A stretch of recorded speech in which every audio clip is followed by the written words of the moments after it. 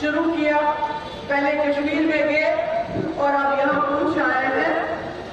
وجہ یہ ہے کہ عام لوگ ڈپریشن میں ہیں، مایوس ہیں، ڈوبے ہوئے ہیں، دم گھٹتا ہے، بات کر نہیں پاتے ہیں، کیونکہ سب سے زیادہ مشکل جو اس ملک ہے وہ نوجوانوں کی ہے۔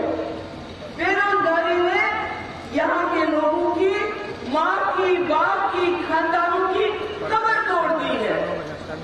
خالی یہ نہیں ہے کہ نوجوان بے روزگار ہے، نوجوان کو جا کے ماں سے چوری چوری کرایہ مانگنا پڑتا ہے، باپ نہیں دیتا ہے، باپ غصہ کرتا ہے۔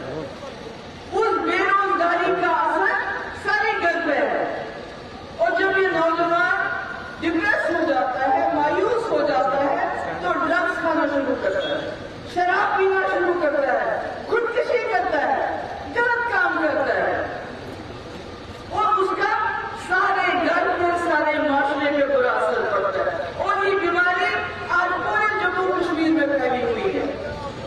ہم شکر گزار ہیں ایل جی صاحب نے اس کا نوٹس لیا، وہ کچھ نہ کچھ کر رہے ہیں اس کے بارے میں، مگر ہمیں بھی کچھ کرنا ہے۔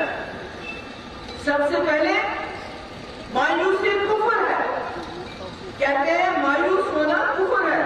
ہمارے سامنے ایک بہت بڑی مثال ہے، آپ نے دیکھا ایران، ایک چھوٹا سا ملک، سامنے امریکہ، کیسے لڑا وہ؟ کیوں لڑا وہ؟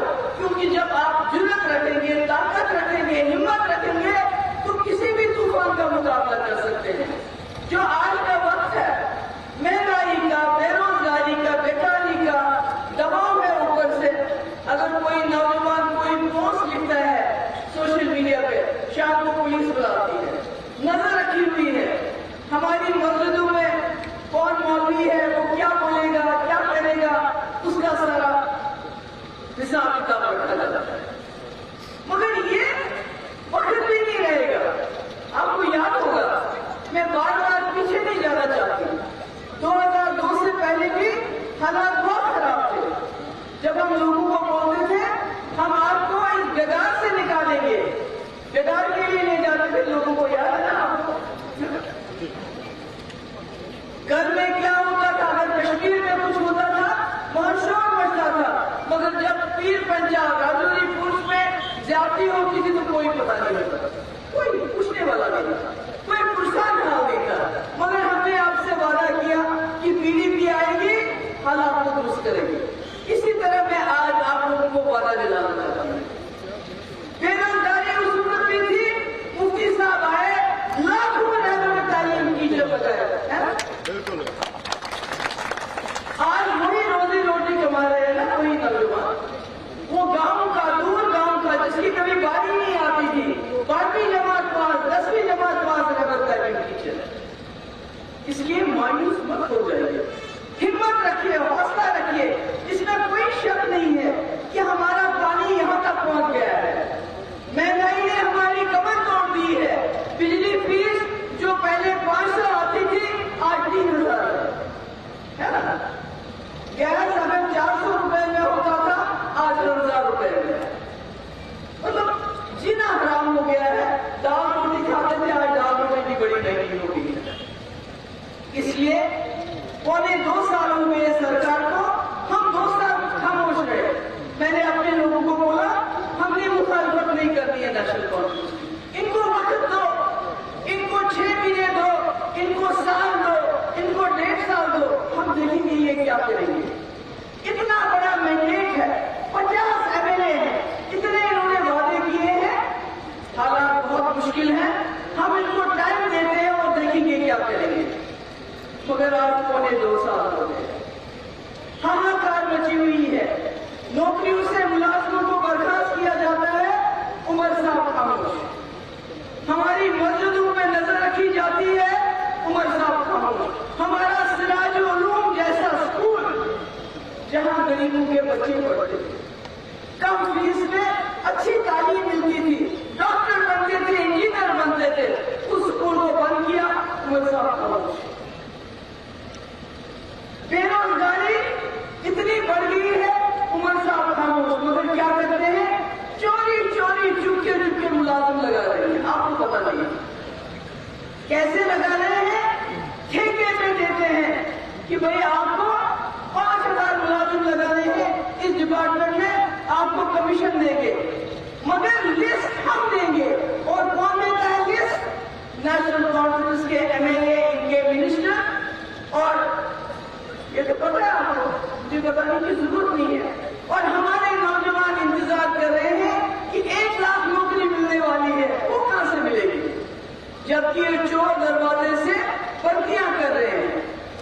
ट्रांसफर करनी हो 20 लाख, 25 लाख, 30 लाख, तब जाके ट्रांसफर होती है अफसरों की।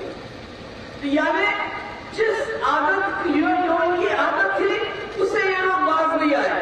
मगर मैं आपको कहना चाहती हूँ, मुफ्ती साहब ने हमें एक नक्शा दिया जम्मू कश्मीर को इस मुसीबत से निकालने का। आपको जोड़ा मुगल रोड से, चैनल आप बनाएंगे इंशाल्लाह। मैंने पहले भी जब वजीर आला थी, मैंने गडकरी साहब से बात की थी ताकि आप 2 घंटे के अंदर कश्मीर पहुंच जाओ। हमने बाबा गुलाम शाह बादशाह यूनिवर्सिटी बनाई थी, आज देखिए उसका क्या हाल है। क्या ये उमर साहब का फर्ज नहीं बनता है कि वो देखे अगर बाबा गुलाम शाह बादशाह साहब के नाम पे यूनिवर्सिटी बनी है, वहां रजिस्ट्रार क्यों नहीं है? वहां लेक्चरर्स को तनख्वाह क्यों नहीं मिलती है वक्त पे? वहां परमानेंट प्रोफेसर क्यों नहीं है? ये तो महबूबा मुफ्ती का काम नहीं, ये तो उनका काम है। कुछ नहीं देखते हैं। मगर मैं आप उनको बताना चाहती हूँ, हमारे गरीब जैसे अभी वही साहब ने बताया, हमने एक बिल लाया। ये जो गरीब है, गैस चलाते हैं, कहीं ट्राइबल है, हमारे गुजर भाई है, कहीं 5 मरले 10 मरले पे कोई कोठा कोई घर बनाते हैं, इनका बचाव कीजिए, इनको वहां से खदेड़िए मत, इनके मकान मत तोड़िए। मगर उमर साहब ने कहा जो कश्मीरी के जम्मू कश्मीर के लोग हैं, ये लैंड ग्रैबर है, यानी जमीन में नाजायज कब्जा करते हैं। मगर जब होटल वालों की बात आई, बिल पास कर दिया। हम होटल वालों के खिलाफ नहीं है, मगर गरीब के साथ अमीर दोनों को आगे चलाने की जरूरत है। हमने डेली वेजर्स के लिए बिल लाया, हजारों daily Vaser, PHE, irrigation, R&B, health, rural development department में 20-25 साल से काम कर रहे हैं। हमने कहा इनको रेगुलर करो, ये गरीब आदमी है, पर नहीं किया। हमने एक बिल लाया कि आपने 2019 में जम्मू कश्मीर लोगों से सब कुछ छीन लिया, मगर उसमें सबसे ज्यादा असर जो है वो पीर पंजाब और चिनाब वैली के लोग कटे हुए हैं। इनको अपना डिवीजन दो, यहाँ डिवीजन कमिश्नर को बिठाओ ताकि आपको श्रीनगर न जाना पड़े अपने काम करने के लिए। हमने कहा मैंने तो ही डिस्ट्रिक्ट दो, वो एक अलग तरह इलाका है ताकि वहां के लोगों की आसानियां पैदा हो। तो नहीं किया। मगर आज मैं आपसे ये कहना चाहती हूँ कि जो मुफ्ती साहब का नक्शा था, हमने रावला कोर्ट खोला, हमने कहा हमारे लोग बिजनेस करेंगे, यहाँ से कोई चीज जाएगी, वहां से बंदूक नहीं आएगी, वहां से पैसा आएगा, वो रावला कोर्ट रास्ता भी बना।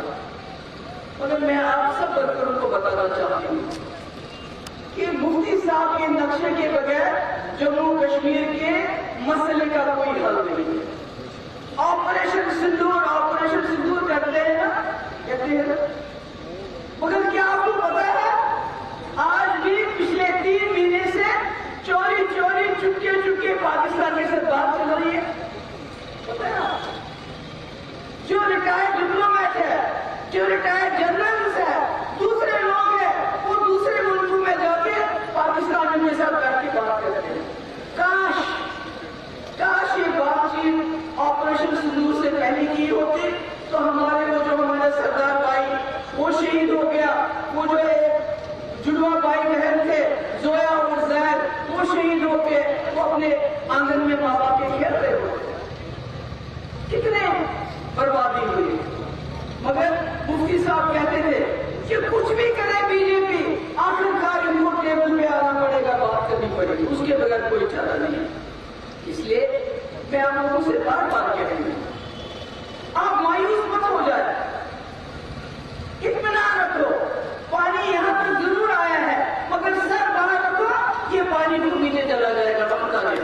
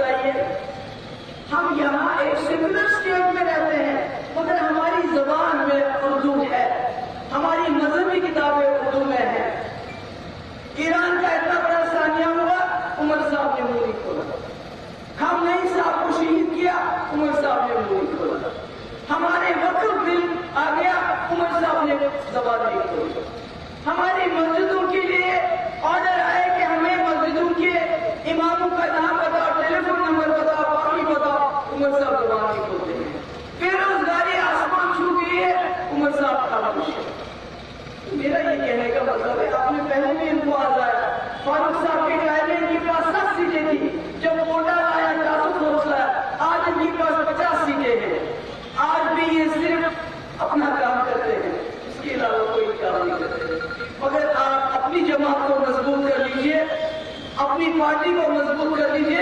इंशाअल्लाह जो आने वाला वक्त होगा वो वैसे ही होगा जैसे मुफ्ती साहब ने ख्वाब देखा था कि जम्मू कश्मीर को, राजौरी, पुंछ को, इस रियासत की, मैं तो रियासत ही कहूंगी, इसकी अव्वल दर्जे की जगह, अव्वल दर्जे का डिवीजन बनाना है और इंशाअल्लाह डिवीजन भी देंगे और आपको डिस्ट्रिक्ट भी देंगे क्योंकि उसकी जरूरत है।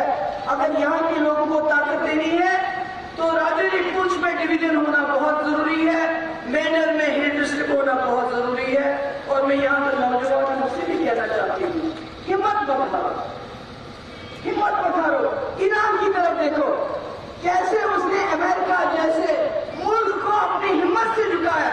हम भी अपनी जो हमारी मुश्किलात हैं अपने हिम्मत से उन मुश्किलात को झुकाएंगे और मिलके, रल मिलके हम जम्मू कश्मीर को इस मुसीबत से बाहर निकालेंगे। आप सबका बहुत बहुत शुक्रिया। राजनीति हो या क्रिकेट, देश विदेश की ब्रेकिंग हो या आपके मोहल्ले की बड़ी खबर, सब मिलेगा एक ही ऐप में, सबसे तेज और भरोसेमंद। अभी डाउनलोड करें दैनिक भास्कर डिजिटल।